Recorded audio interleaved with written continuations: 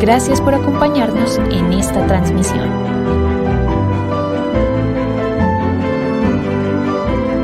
No te desconectes, regresamos en breve.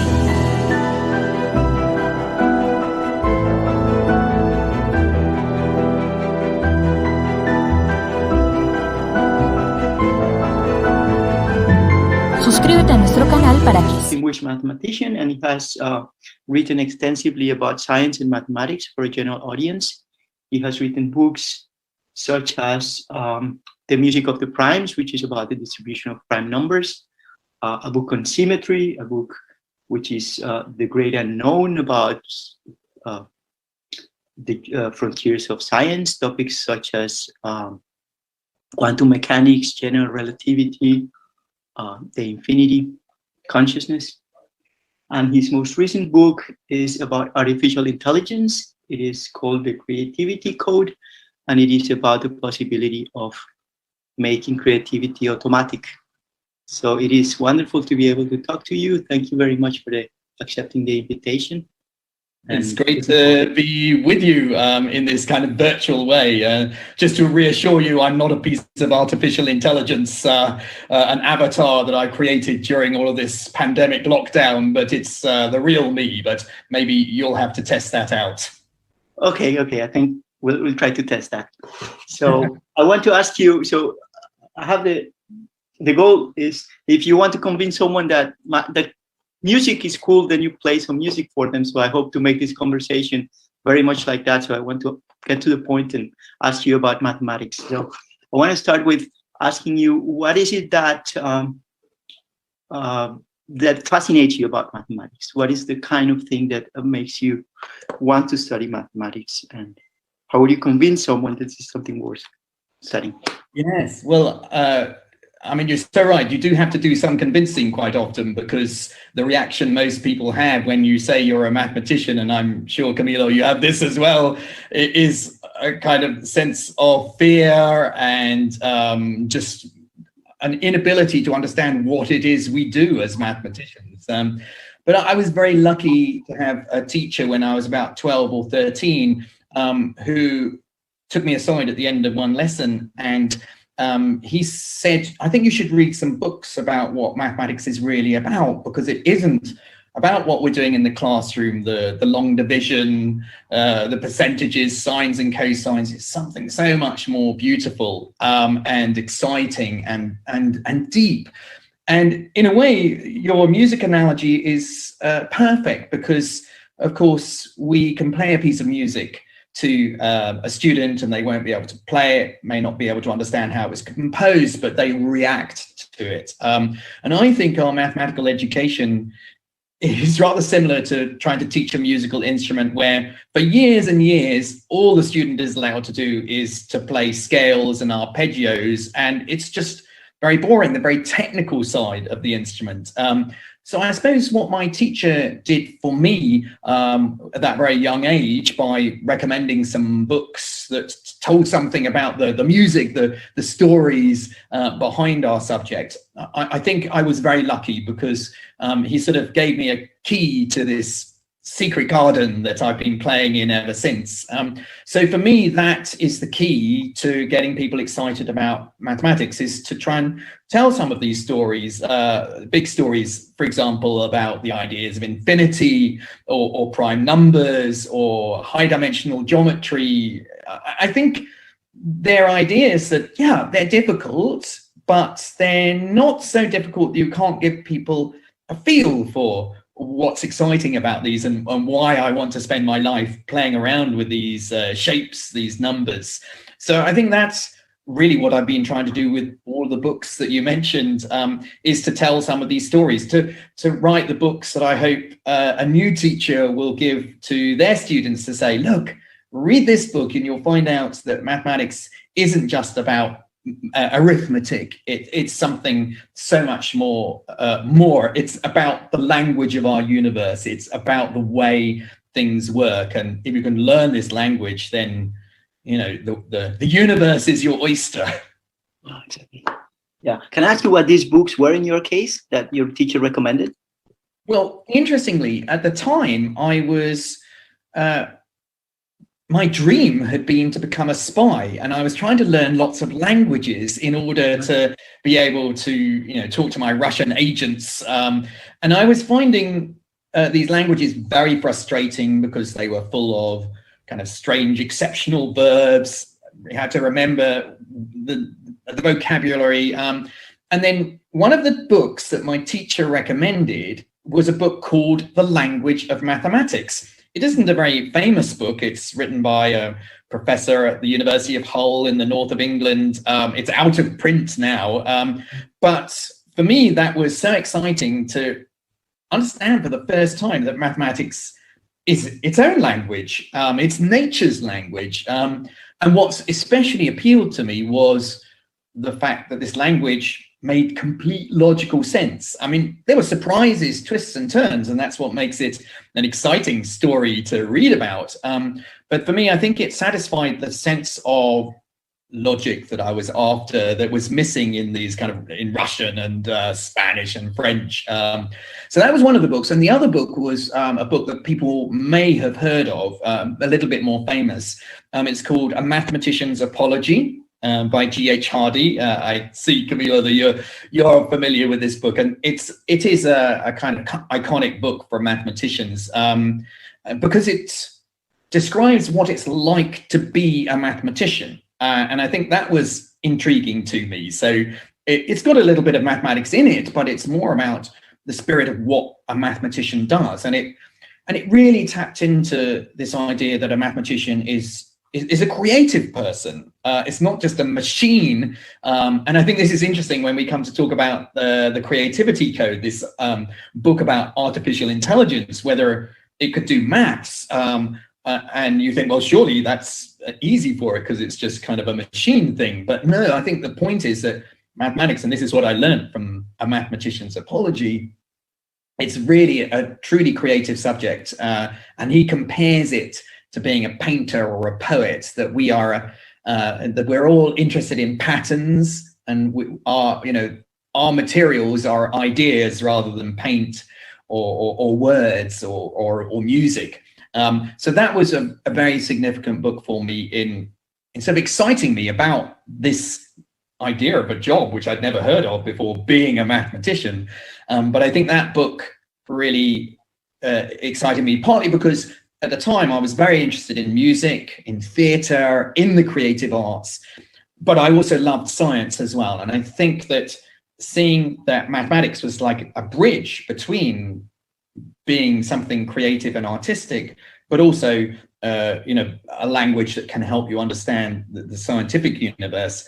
I felt, mathematics is the subject for me because it sort of bridges the artistic and scientific side of my life. So that's where your passion for mathematics started, and it never stopped, I assume?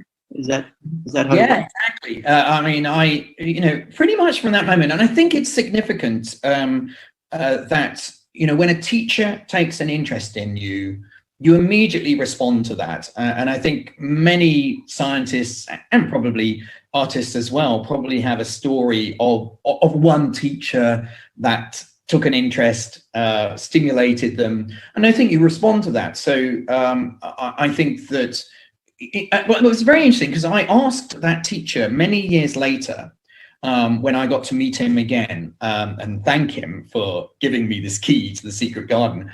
I said, why did you pick me out as opposed to many of the other people in the class? I mean, were you sort of trying this idea out on many students? If you throw dart many times at a dartboard, one hits the bullseye. And he said, no, I never did it with anybody else other than you. And I said, well, why did you choose me? And he said, I could see in the class that you were responding to abstract thinking, and I knew that mathematics would be the place that you would love to spend your time. So, I've never really liked getting my hands dirty. So, a lab was not the place for me.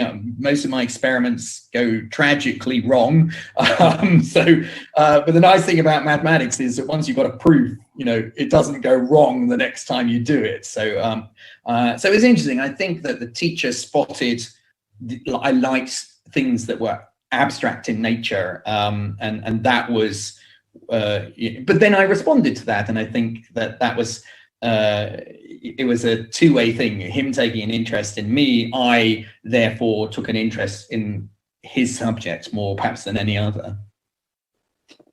So I want to get to your books. So I want to ask you, maybe we can start with the one about the prime numbers. So can you tell us a little bit about the prime numbers, why you're interested in them, and what you find fascinating about them? Yes, well, people probably remember what a prime number is from school. It's one of these indivisible numbers like 7 or 17, but not 15, because that's 3 times 5. But we're already beginning to see here why the primes are important, because 15 is made out of 2 primes, 3 times 5. And that's why these numbers are so important to mathematicians, because these indivisible numbers are like our atoms. They're the atoms of mathematics, the hydrogen and oxygen of our world. So what's the big problem? I mean, what's so interesting about them? Well, if you look at these numbers as they climb higher and higher, and there are infinitely many of them, so they never run out. I sometimes like to define a mathematician as a pattern searcher. So what's the pattern behind these numbers? And this is the big mystery, that doesn't seem to be a pattern in these numbers. They seem to be very random in nature. And so although we discovered the primes over 2,000 years ago, we still don't really understand them. And so I wanted to write a book which started from this very simple beginning, but then took you to kind of the limits of knowledge. And I wanted to illustrate that mathematics is not a finished subject. I think many people don't realize that there are many unsolved problems still in mathematics, and I would rank this one as probably our greatest unsolved problem, because it's about something so fundamental, yet we don't understand these numbers. I started writing this book actually shortly after the proof of Fermat's last theorem was announced, proved by my colleague in Oxford, Andrew Wiles. And I think people felt like, oh, well, maths is finished. The last theorem has been proved. That's it. So I was really keen to put back into the public imagination another great unsolved problem that illustrated that the mathematics really isn't finished. There are still many things, even basic things like our prime numbers, that we don't understand. That's great. Yeah. I wanted to ask you, I don't really know the numbers about this, but I have the impression that the amount of physics books that are written for a general audience is way bigger than the amount of mathematics books that's written. I wanted to ask you if you think this is something fundamental about physics, that just people care more about physics than math, or is it just a choice that mathematicians make?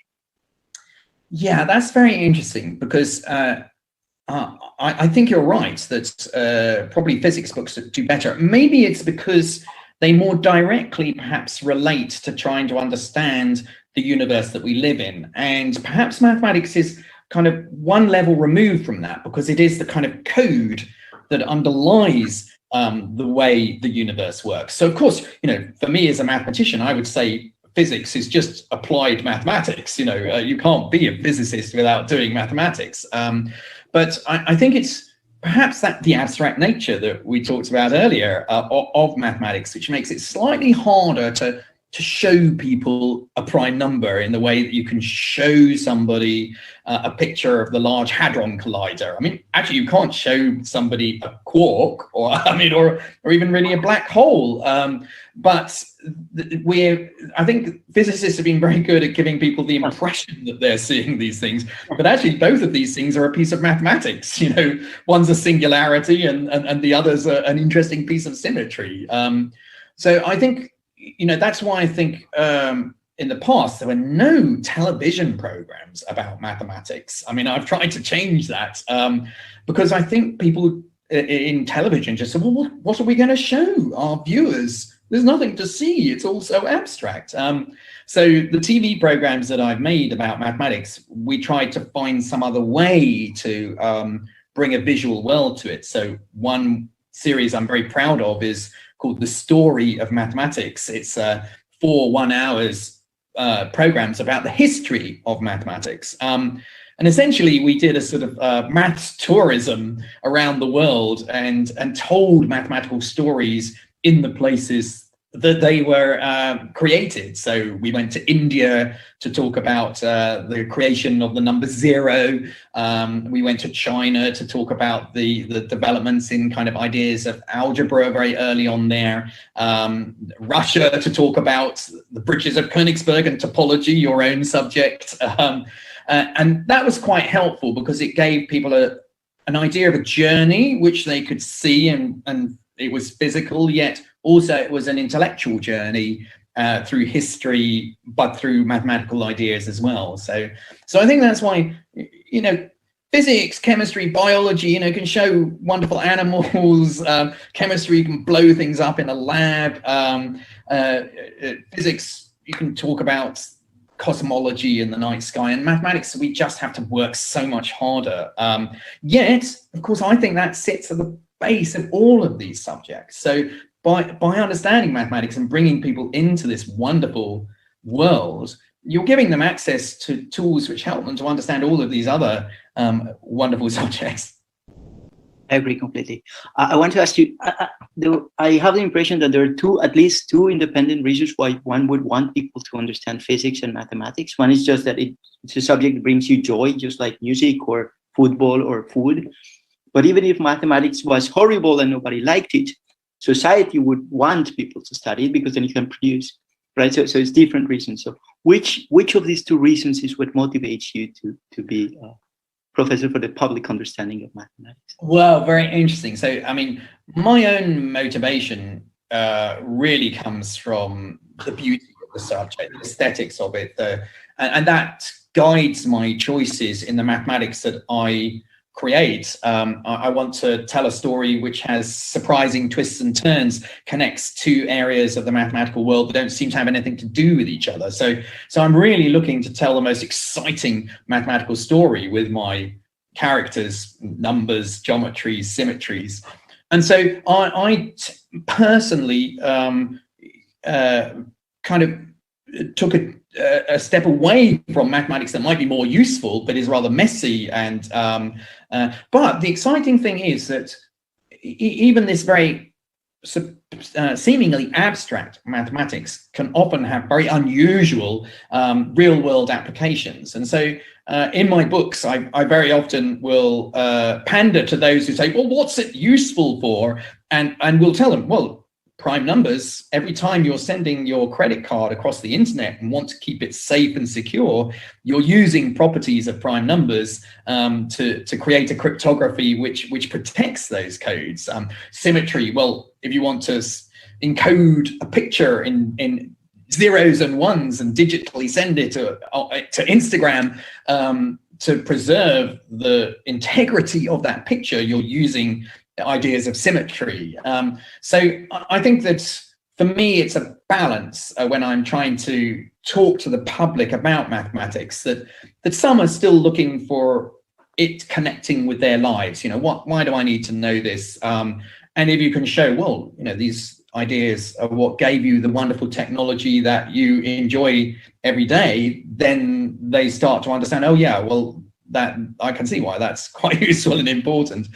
But others actually, you know, will respond more to the aesthetic side. So I think, you know, those who come maybe from a more artistic background, when you start to show them ideas of infinity, which are deeply philosophical, you know, the idea that there are different sorts of infinity, some bigger than others. I think people get very excited about the kind of philosophical implications of those ideas. So I think everyone's different, and the art of my job and of writing my books in a way is to try and find the different ways people can enter this kind of magical garden of mathematics. You know, that there are different doors, and we just have to find the key that opens the door for the particular person. Sometimes it's a useful application, sometimes it's a philosophical idea, sometimes it's just the beauty of a kind of structure that they've never seen before. this is something that Hardy got completely wrong, right? He had very dismissive about applied mathematics. Is that's something? Yes. Something I read about in the book. Yes, you're right. I mean, it's a very dated book in a way, because it was a period, he wrote it, I think 1940s, when there really was still quite a division between pure mathematics and applied mathematics. And that wall has collapsed now. We really understand that so many very amazing abstract ideas that would have been called pure mathematics now, for example, prime numbers, which is one of the things Hardy was obsessed with. I think he would be utterly shocked to see prime numbers at the heart of the cryptographic world. So I think that's very healthy, because for me, actually, all of these walls between subjects is one of the problems of our education system. I mean, I think it's, physics really is mathematics. Biology is benefiting so much from ideas of mathematics. But even beyond that, history and mathematics are very interweaved. Music, we've already talked about the idea of music, but music is very mathematical in nature. So I really try and work hard to not compartmentalize ideas too much. And I think Hardy was not very good at that. He compartmentalized what he did and was very dismissive of things in applied mathematics. And they can also be beautiful ideas and solutions too. But the wonderful thing is to create a dialogue between all of these, such that we can share our different perspectives to make progress. I want to ask you about your job. At least one of them, which is being a professor on the public understanding of mathematics. So I have an impression that this may not be the case at the University of Oxford, but I feel like in general in universities there's not enough value placed in exposition. So I feel like a microscopic advance in research is considered more valuable than a great exposition, which I think is far from optimal. If you want to maximize the impact that scientists have in society, I think that's a very bad strategy to not create incentives for them to explain things. So do you think that's sort of a failure of the incentive system of universities? I think absolutely right. I think that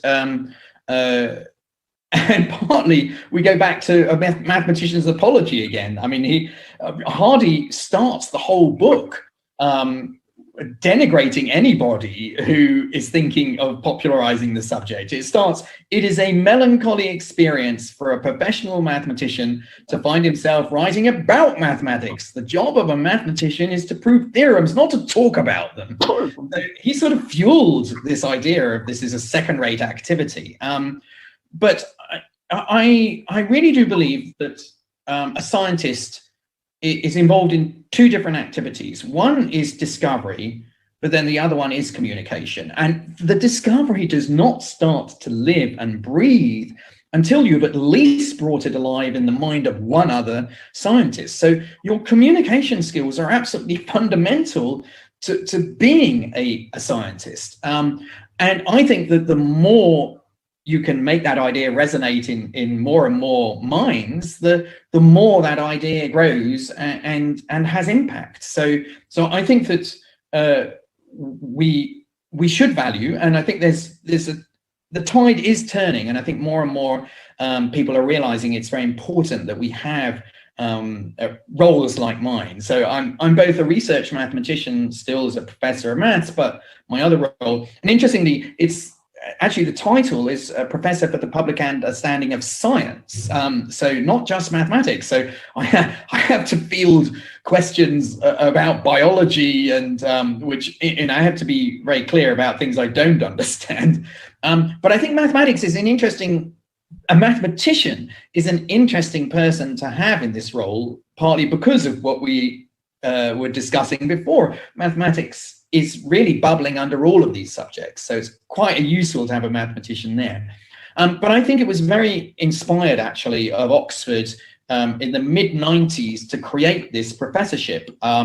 It's not very common, right? It's not very common in other universities. It's very special. No, I mean, it's becoming more common. So I think Oxford was really one of the first. And Richard Dawkins was the first person to hold this chair, and I took over from him in 2008. So I'm only the second holder of this chair.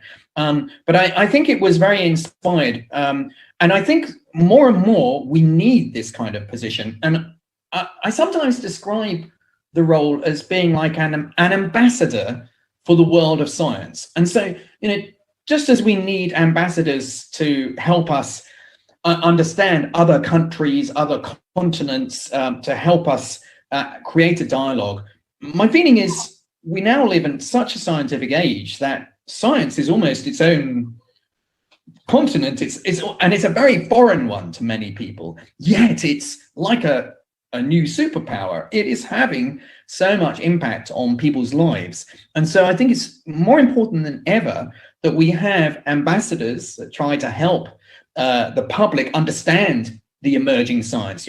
Is AI going to be helpful, or is it going to be a dangerous thing? Stem cell research, should we explore that? What about genetically modified crops?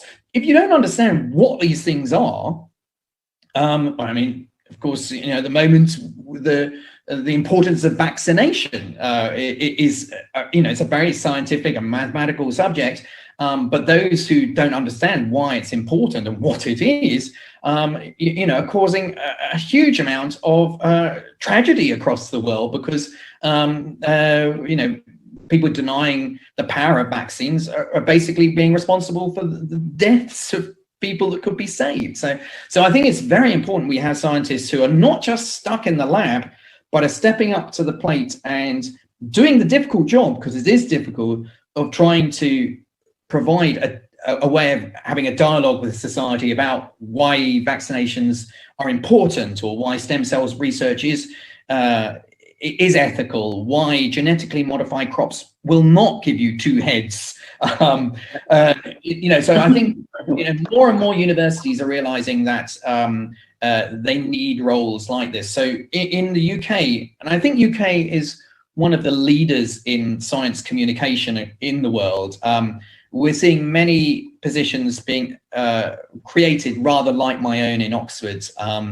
And I hope we'll sort of, across the world, in South America, for example, that universities will give professors who are good at communicating a little bit of space. It's a bit like teaching, so reduce their teaching load and allow them to share ideas with the public, because the public will benefit.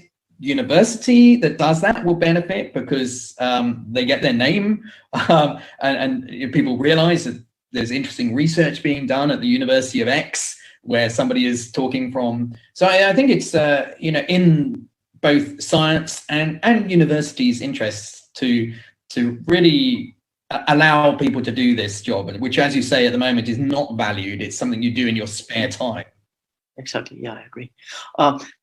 Were you always interested in the communication of science? Was it something that you always wanted to devote your time to, or is this something you developed later?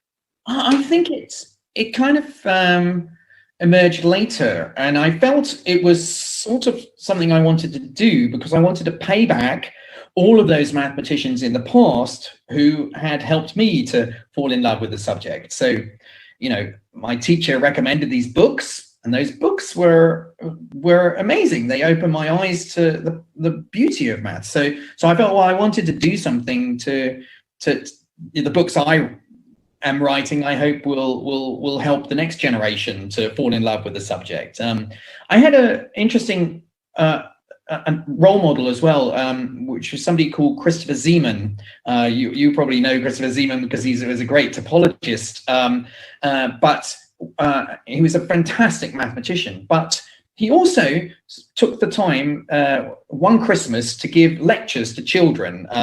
We have this tradition which goes back till 1825, started by Faraday, to give lectures at Christmas about science. And again, this is interesting that 1978 was the first time they'd ever been done on mathematics. You'd had over 100 years of chemistry, biology, physics, but this is the first time a mathematician was explaining things to children. And I actually was very lucky to go to one of those lectures, and I watched the rest on television. And, you know, there was a mathematician who took the time out to talk to children and communicate ideas of proof, of topology, of prime numbers. And so I went away from those lectures saying, I want to be him when I grow up. He seems to be, you know, so fired up by his subject. So in a way, the communication I do is sort of paying him back a little bit for taking that time out. And there was a professional mathematician. He was at the top of his game, but he still believed that telling the stories of maths was important. And what was so lovely is that in 2006, I was invited to give the lectures myself to the next generation of school children. And I ended my lectures saying, you know, when I was your age, I was sitting on the other side of this lecture in the audience. And I very much hope that one of you one day will be standing up here saying it was the lectures that I went to of Professor de Soto in 2006 that inspired me to become a mathematician. So I'm hoping in a way, I do mathematics, but I'm also, the communication is about handing the baton on to the next generation to inspire them. I want to talk about your books, okay, some of them. I want to ask you about the latest one about artificial intelligence. Why did you choose that subject? Why did you want to talk about it? Yes, I mean, it's interesting because you might think, well, is that a subject for a mathematician to talk about? But I think very much it is, because what is artificial intelligence? It's really just code. And what is code? Well, it's algorithms. What are algorithms? That's really just mathematics. So you create AI, artificial intelligence, by writing very good mathematics. But I think I wanted to write about this subject now because I think it's very urgent, because we're seeing an extraordinary revolution happening in artificial intelligence. It's a subject that's been around since Alan Turing started talking about it, but people have talked about AI winters. You know, we've had such great expectations and nothing happens.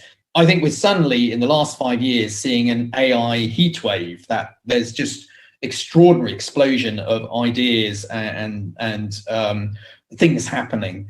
And so I really felt this was the time to write a book about this new revolution. And the key to why there's been a change is interesting, because in the past, code used to be written in a very top-down manner. You know, a human would write a line of code and the machine would just implement that. So really the machine was just doing what the humans tell them. So it was restricted by the imagination of the human. But now we've got a different style of writing code. It's really written from the bottom up. So this is something people might have heard of called machine learning. So this is where code is allowed to interact with data, and by making mistakes, getting things wrong, a kind of meta code corrects the base code in some way in order to be able to get the challenge right the next time round. So one of the great challenges for artificial intelligence had always been vision recognition, that humans were very good at looking at a picture and immediately saying, well, that's a cat and that's a dog. This was incredibly difficult for code written in a top-down manner. We didn't seem to be able to write the if-then instructions to be able to distinguish these two. But by letting a piece of code be exposed to many different images and being told that's a cat, that's a dog, it builds up a bank of questions that it can then take to an image that it's now got to classify on its own. And that learning process has been extraordinarily powerful. So we're starting to see very rich code emerging from this learning process, combined with the extraordinary amount of digital data we have. And this is really the revolution that's happened, that we're getting code that is starting to disconnect itself from the original coder. So actually, we're beginning to get code that we don't really understand quite how it's making its decisions, which of course, this is one of the reasons why this is important for society to understand, because many of these codes are having, many of these artificial intelligence is having a big impact on our lives, and it's maybe deciding who gets a job, who gets a mortgage, who goes to prison. And if we don't understand how it's making those decisions from its learning process, then we're losing control. So the book is quite political in a way, but it also is asking, well, how far can AI go? And this is why I chose creativity. It's called the Creativity Code. I chose creativity as kind of the ultimate challenge, I think, for artificial intelligence, because we believe that our creativity is something uniquely human. You know, the Mozart's Requiem or Shakespeare's Midsummer Night's Dream. These are things that only could come from somebody with an emotional inner world, conscious world. So I think I was very interested to see, you know, could AI actually produce something that we would have to regard as the creativity of the code, not the original coder. And I did see a moment which really sparked this book, and it was in the context of a game. So, you know, you've got to start somewhere, but this was perhaps a story people will remember. It was a piece of code that was written to play this complex game called the Game of Go, ancient Chinese game, very popular in Korea. And traditionally, this had been a game very hard to write code to play, partly because a human was unable to articulate really why they make certain moves. It relies on very much pattern recognition. The game is played on a 19 by 19 grid, and you just put black and white stones down on this grid, and you try and use your stones to surround more of the territory of your opponent than their surrounding of yours. It's a very simple idea, but very complex to play. And it seems like the human is using a lot of visual pattern recognition to be able to play the game. And that was traditionally something quite hard to write code to play. But through this machine learning process, where it was playing many games and sort of learning just as we humans kind of learn, it was able to play at an incredibly high level and beat the world's best at this game, a guy called Lee Sedol. Now, that isn't so surprising because, you know, we see machines to beat humans at games like chess and things. What was so exciting was seeing an extraordinary move that we now has been crystallized as move 37, game 2 of this match. This was a moment when the algorithm suggested a move that everyone thought was terrible. I mean, it's generally regarded as a really weak move. It played far too into the center of the board, and people said, oh, well, human will be able to win the game from now. It's a very bad move.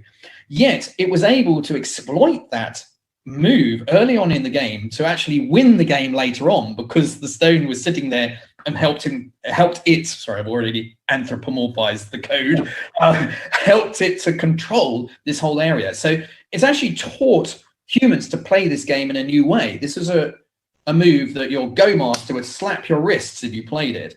Now it's a move that is regarded as a very sophisticated move played early on in the game. So that's, for me, what's exciting. Can code help us to see our world, whatever it is, playing a game or composing music or doing mathematics, in a new way, and help us to perhaps open our minds to ideas that we've closed off because of our kind of the ideas we've had in the past are limiting our thought process.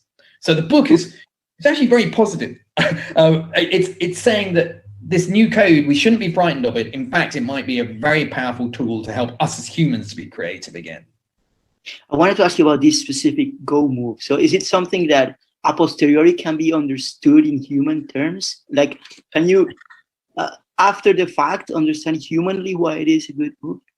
Is that something that has been done? Well, I think that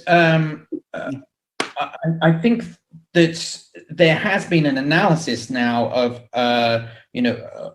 of why that can be a powerful move towards the end of the game. But I think what still hasn't quite been understood is how it managed to discover that move. I mean, obviously these things are going through many different possibilities and seeing what the impact of those are. That's one of the powers of a computer, is it can analyze more moves. But that isn't actually how the machine learning process worked. It wasn't like chess where it just tries things and sees what's best. I think there's something very interesting about this move, because in most of the other areas that I've seen AI working, like music, for example, one of the problems about AI is that it tends to just analyze things locally and doesn't have a global sense of where it's going. So it can actually be quite convincing, say, as a jazz musician, because it produces lines of music that sound, in the short term, very convincing. But after listening to this thing for about 5 minutes, it becomes boring because it's clear it doesn't know where it's going. Now, for me, what was exciting about that Go move is you can't make that move without knowing somehow the end game. So it's illustrating that AI can think globally as well as locally. And I think I would like to see that exploited more in more creative realms like music. You know, I haven't really seen a Move 37 in music, which, you know, something that happens early on, you think, whoa, that's very strange to the ear. And yet by the end of the piece, you go, oh, that makes total sense now. So I think that'd be really interesting to sort of apply the machine learning process that created Go to try and apply that to something like music, to see whether we get a Move 37 that's, you know, the new Mozart will go, wow, I wish I had come up with that idea. Yeah, that would be great. Also, in your book about, you talk about, you say that if you were to take only one algorithm to an island, you would take the Google algorithm. Could you tell us why you find it so interesting? Why would you take it to an island? Well, I think that's a fantastic example of what looks like a completely baffling problem. And there's so many internet sites. How does this algorithm manage to pull up exactly the things that you're interested in just from a few words typed into a little window? And I think what's exciting for me is that, you know, at the heart of that algorithm is an extraordinary piece of mathematics that we teach all of our undergraduates. A great example where undergraduates go, why are we learning about this thing called eigenvalues of matrices? And you know, one of the troubles is we tend to just say, well, you've just got to learn it for the exam or something like that. But I think this is a beautiful example where this very esoteric looking piece of machinery actually is at the heart of what Google is exploiting to be able to identify which are the websites that should go at the top of that list. So I think for me, I chose that as my desert island algorithm because I think it's a perfect example of how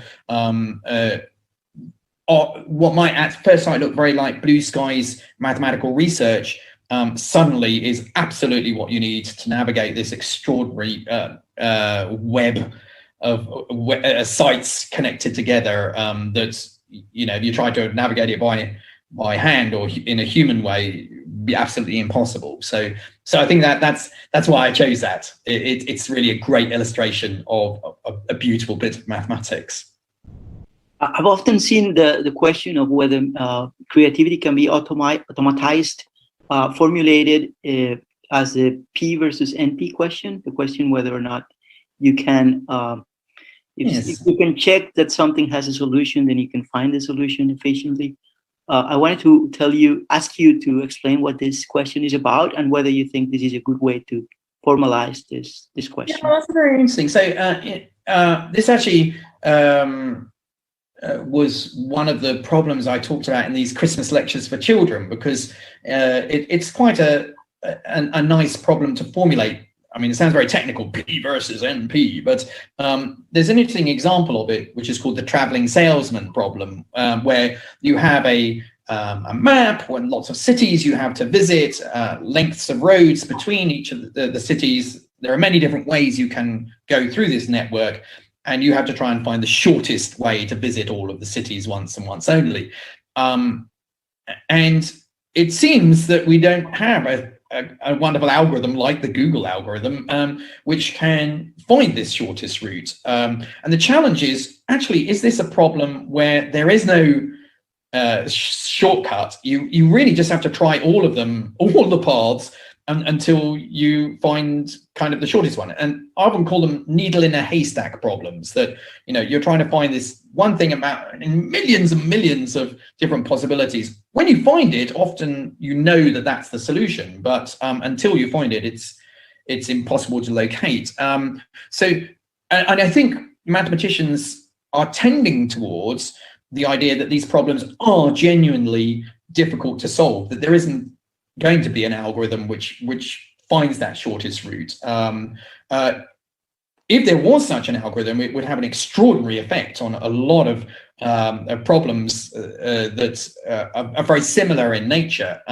So it'd be amazing. I mean, a lot of codes, for example, would probably become very insecure if we found an algorithm that finds these needles very quickly. So our belief is that there are genuinely complex problems that there will not be a way to find an algorithm.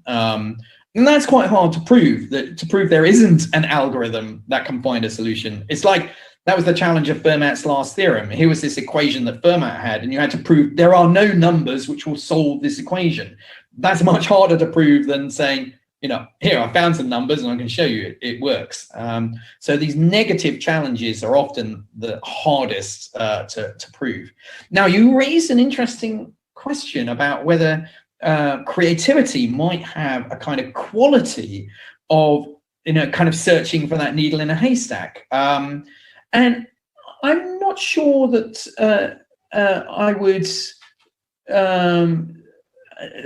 I'm not sure that I would say that is a similar sort of problem. I think that the challenge of creativity, in a way, is that often we're stuck inside a system, and to be creative, we often need to break out of the system. I mean, it's interesting. In the book, I talk about 3 different sorts of creativity. The first one, and this is actually a theory that's due to a cognitive scientist, Margaret Bowden, that I met and talked to, and I thought it was very powerful. The first sort of creativity is exploratory creativity. So this is kind of pushing the rules of the game to the absolute limit. Someone like Bach, for example, you know, took the Baroque and really pushed it to the absolute extremes. And I think computers are probably quite good at doing that. The second sort of creativity is combinational creativity. I think this is something probably you and I do in our mathematics. So we take ideas from one area of mathematics. You know, I might talk to you as a topologist, and I will use the way you think, perhaps, to look at prime numbers in a new way. Or, you know, I think, for example, fusion cooking is a good example, where you take the ingredients from one country, but the style of cooking from another, and then create a new style of cooking. But it's the third category that I think is really challenging for an AI, which is transformational creativity. And this is where something seems to appear from nothing. And this is, I think, the exciting moments. And I wouldn't say it's a needle in a haystack. I think the needle is a bit more like perhaps pushing the creativity to its extreme. I think this is almost like stepping away and realizing, I don't need to look at a haystack. I need to look at something completely different. I need to look at the night sky and stars. What's your example of that? What's the archetypical example for you of that kind of creativity? Yes, very interesting. I would say something like Picasso is a good example, where suddenly, you know, Cubism just totally broke what was happening in art at the time. But I think it's really interesting because you have to remember Picasso trained on all of the art of the past. He was a great master of recreating style, and then he broke it. And I think this is important because we can learn from that. It seems like, you know, where did these ideas come from? I'd say another one is Joyce and Ulysses. Modernism in literature was a big break. Schoenberg in music. Suddenly Schoenberg saying, we don't have to stick to major and minor scales. We can consider things without any tonal quality to them at all. And you find other structures. So I think these are moments, but you have to recognize each of those great artists that broke the mold, they learned from the art of the past and then broke that style. Now, I think this is how AI will achieve it. It will learn from the art of the past, and then it will realize, I need to break something and see whether anything new appears from that. In mathematics, I would choose, for example, something like the creation of the square root of -1. You know, for years, mathematicians were saying, there isn't a number which when you square equals -1.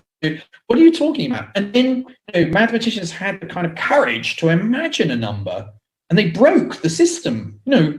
That seems like, so how would an AI do that? Because isn't it being told how mathematics works? And when you square numbers, they're always positive. Now, how is it going to come up with that idea? So I think that is the real challenge for AI. How can it make these transformational moments of creative, exciting moments? And I think that's really interesting challenge for AI as we go forward. Not just doing things we've seen before in a new way, but generally doing something we've never seen before. Would general relativity be another example? Well, that's very interesting, because my feeling is that general relativity sort of emerged out of, in a very natural way, out of what was happening. The experiments were being done. We saw that,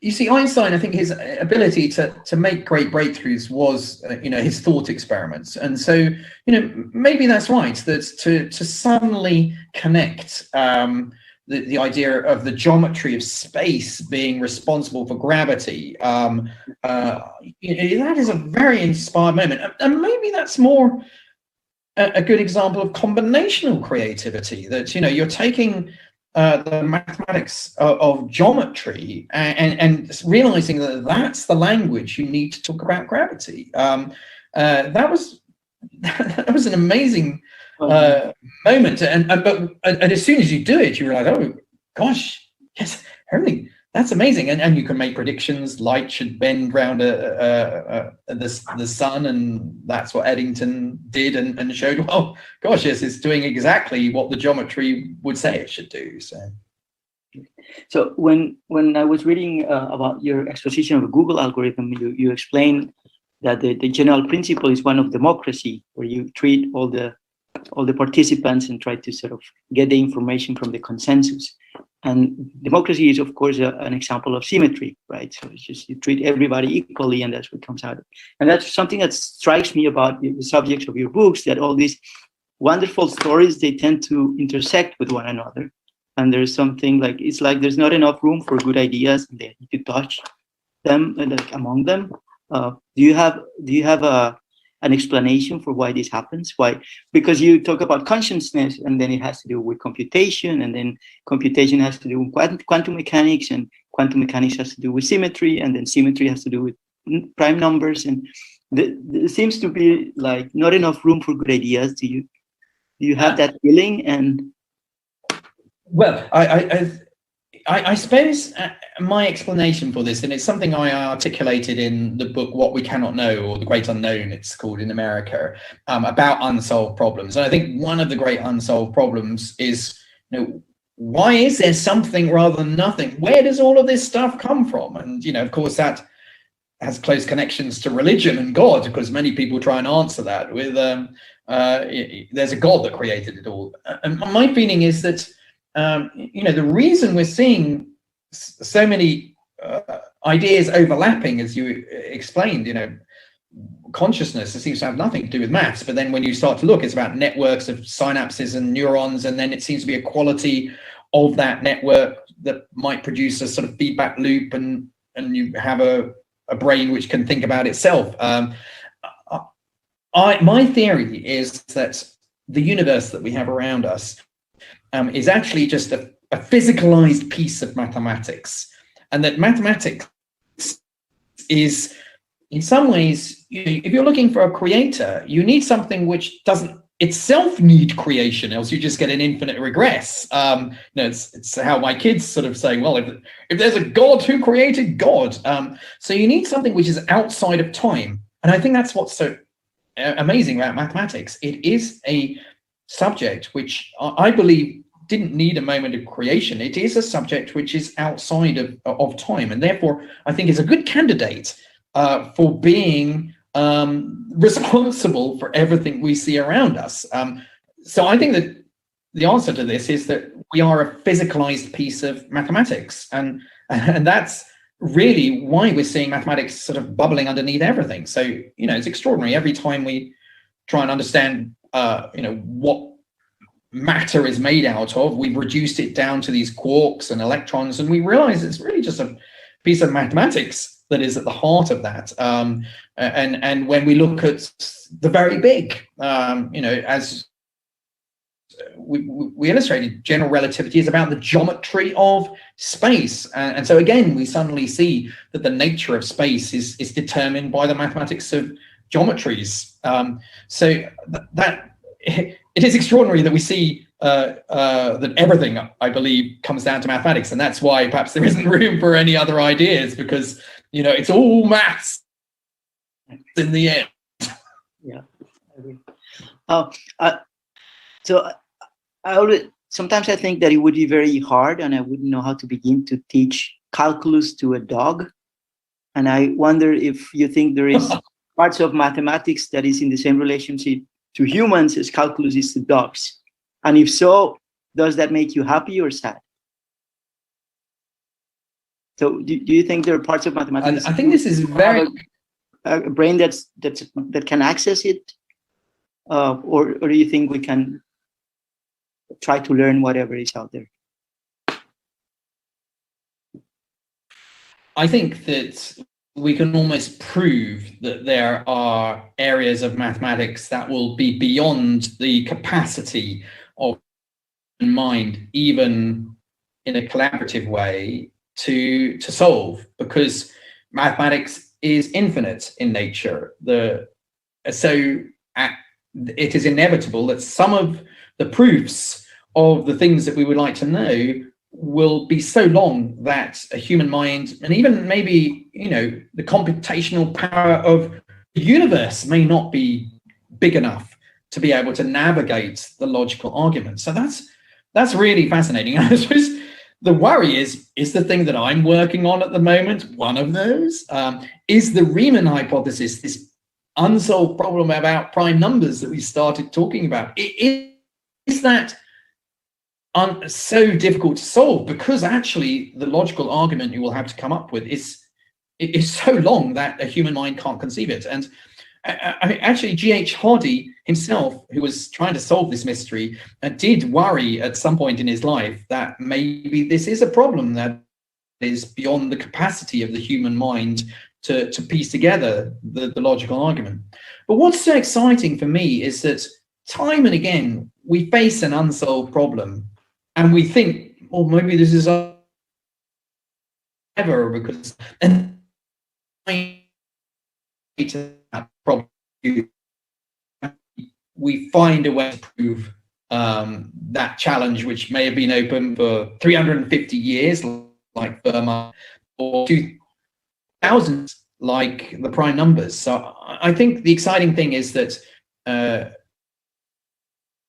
what's like a really difficult challenge, we come up with some clever ways to find some cuts to the solution. And actually, this is the subject of a new book that is just about to come out. It will come out in Spanish in probably a year's time. It's called Better Thinking, The Art of the Shortcut. And it's actually a complementary book to the AI book, because, you know, I wanted to actually illustrate that we humans are very good at coming up with clever ways of thinking, shortcuts, which mean we don't have to do the hard work of going through many different cases. Or so I think we humans, because we're a little bit lazy at heart, we like to avoid hard work, then actually we're quite good at coming up with ways to avoid work. And that's another reason I wanted to become a mathematician, because I realized, you know, if you want to become a musician, you have to do a lot of practice of your instrument. If you want to become a linguist, you need to practice your language a lot and learn. If you want to become a mathematician, you just have to come up with clever ways of thinking, and then, you know, you can solve a problem and then go off and enjoy the afternoon playing tennis or something. But coming up with those shortcuts can take a long time. So, you know, there's still a lot of work to do to come up with those clever ideas. When will the book come out? In Spanish or also in English? When will it be available? In English, it's available this August, so very, very soon, perhaps overlap with the book fair, and it's coming out in Spain. I think generally it takes a year later for the Spanish translation to happen. So it will appear. My publisher, Acantilado, a wonderful Spanish publisher, they published all my books. We're very excited by this new book. So it will definitely be there. Maybe I will be able to come to Bogota. Hopefully, yeah. Love to present the book. We can meet rather than this virtual way through Zoom. That will be exciting. So let's hope that we can to meet in person physically, and we can share some stories about the shortcuts of mathematics. That would be great. I hope it happens soon. I wanted to ask you also about what the kinds of mathematics that is taught in schools. So it seems to me like the curriculum that's standard, I don't know about England, but at least in Colombia, it seems to me like it's a rather arbitrary choice of mathematics that is taught in schools. And it seems like it's not updated sufficiently often. And it seems to me like the choice of mathematics that we teach children, it's really very disconnected from the kind of mathematics they're likely to need in their, for instance, the fact that trigonometry is more emphasized than probability seems to me like a clear mistake. Do you have an opinion on that? And yeah, what do you think are the subjects that will be more useful for people who are growing up now? Yes, I think you're absolutely right that, you know, a lot of mathematics, people say it's useful, and then you say, well, no, sine or cosine, or a quadratic equation. When do you need to solve a quadratic equation in your real life? So I think you're right that there's, if you want utility, then I think being able to navigate data, to understand risk, these are things that are absolutely going to be essential in modern life. But I think we shouldn't ignore the fact that, and I think, you know, you would never ask in perhaps an English lesson, well, you know, why are we doing Shakespeare? It isn't because it's going to be useful to you in your future life. It's because it's, I mean, in some ways it's indirectly useful because it enriches your way of seeing the world. And so I think that's, for me, genuinely what's missing from the mathematical education system is that, again, it comes back to what we said at the beginning. We're teaching the scales and arpeggios and not playing the real music. And I think that I would love to see a future in education where almost we have two mathematical subjects that we teach. One's a kind of maths language, which is, yeah, your arithmetic, doing a bit about how to assess risk, data analysis. But the other one would be a maths literature. And maybe this is particularly good to propose at the book fair. You know, the book fair is mostly about telling stories. But I think, you know, that's what we're missing in mathematics. And I'd love to see that in the curriculum. So, and there would be no obvious utility to these ideas, but my feeling is that they would really help people to see the world in a different way. So you would have ideas of infinity, of topology, of group theory, the language of symmetry, of prime numbers, Fibonacci numbers. And my feeling is that this would actually help students, because it's much more inspiring and much more interesting, to actually learn the scales and arpeggios of our subject. And that's, after all, how music works.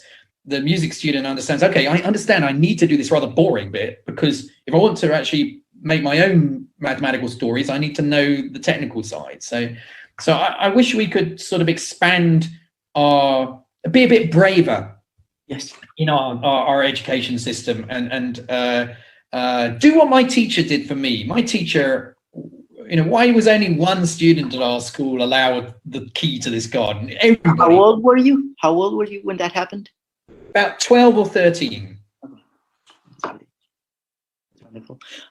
Since you're talking about music and you discuss music a lot in your books, I wanted to ask you. So, it's very rare that you meet someone that really hates music. So somehow people will disagree on what kind of music they like, but it's very rare that someone hates all of music. And I noticed that people get exposed to music in very joyful situations. So people are music in a party when they're happy with friends, and they're introduced to music in something that's very easy to associate with joy. While mathematics is usually, people get exposed to mathematics in a situation which is not at all associated to joy, which is being forced to be in a classroom. Do you think that this is influencing the way mathematics is perceived, or do you think that mathematics is just more boring than music?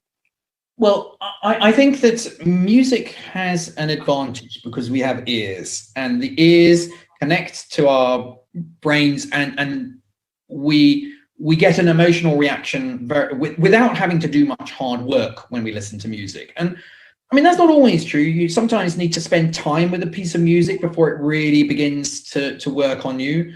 And often the music, which is very easy to get to begin with, becomes boring very quickly. So the music itself, I think, often needs some work to really appreciate the really great music. But I think what we mathematicians lack are kind of mathematical ears. The humans don't have an easy way to access the mathematics in a way that a human has an easy way to access music. And so I suppose that's what I'm working very hard with my books, is to sort of try and give people mathematical ears so they can start to resonate with the ideas. And I think one thing's very important.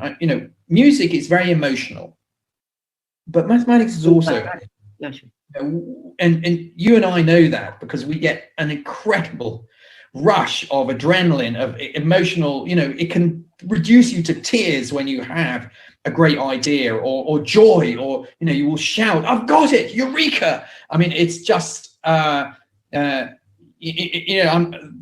mathematicians who have compared the experience to taking drugs, to sex. When you're immersed in this world, it is extremely emotional. And the challenge is, well, how can you communicate that emotional world to somebody who hasn't immersed themselves in this world? I think, we are a bit like Buddhist monks who, when we do mathematics, we sit at our desks and we meditate, and we forget the physical world around us, and we enter this extraordinary kind of world of the mind, and it's there that we can have these extraordinary experiences which give us that joy. But that's just as in the case of meditation, it takes practice and many years to reach a level where you can meditate and reach nirvana. So I think it's perhaps important to compare like with like. So maybe that's a better comparison. If you want to get enlightenment and reach nirvana, that doesn't come easily. And for me, that's actually a quality of mathematics that I think perhaps we are too scared to celebrate, which is that it is tough, it is difficult, but that's what makes it worthwhile. If it was easy, why would you bother doing it? So I think sometimes society wants things fast and furious and easy, but that's not satisfying. And the joy of the chase is sometimes important. And I think that mathematics has that in spades. So, we should celebrate sometimes the fact that things are challenging and difficult, but when you then eventually understand it or solve it, that's a great buzz.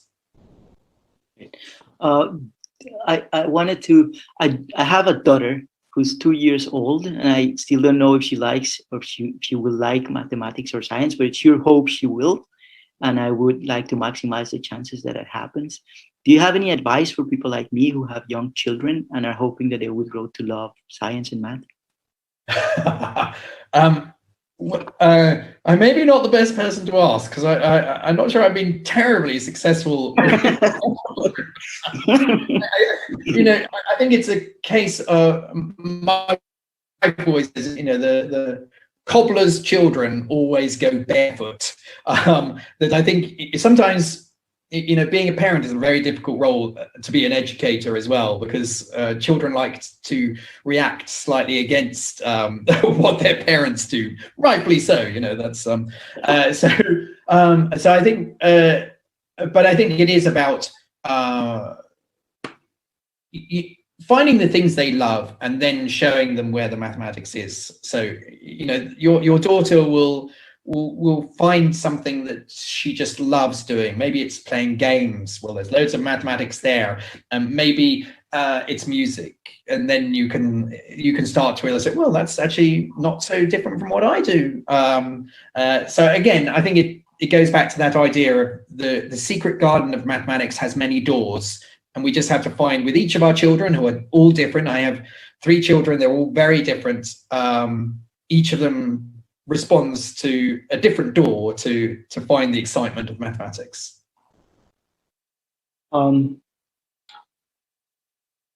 I was reading recently some statistics about the way STEM majors are distributed in different countries. So I was reading about China, and apparently as a percentage of students in China, I'm not completely sure about the statistics, but it was roughly twice as many people were studying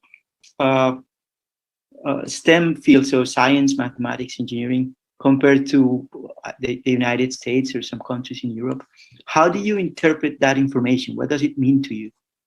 Yeah, I think this is something that I've seen quite often in my travels around the world, is that there are some countries that value science, and in particular mathematics, more than others. So, we have a terrible problem in the UK, and I think this is true perhaps in the Americas and in Europe, that it's almost a badge of honor to say you're bad at mathematics, whilst in somewhere like China or India, no student or adult would ever admit to something like that, because it is a subject which elicits a lot of respect. And I think that's the point. Again, we were talking about being parents. Actually, we pass down consciously, sometimes subconsciously, our likes and dislikes about things. And when you're a parent kind of says offhandedly that, I was never good at maths, not important, it's such that gets picked up by the child very quickly. So I think that's our problem. We're having to break this impression that maths is just for the geeks. And I think in somewhere like India or China, parents instill in their kids that mathematics is the key to success in this modern world, and the key to getting out of poverty, for example. So I think that this is why you'll see a greater respect for STEM subjects, and it's coming from parents, from government, from society, and that's what I think we need to change certainly in Europe and maybe the Americas as well.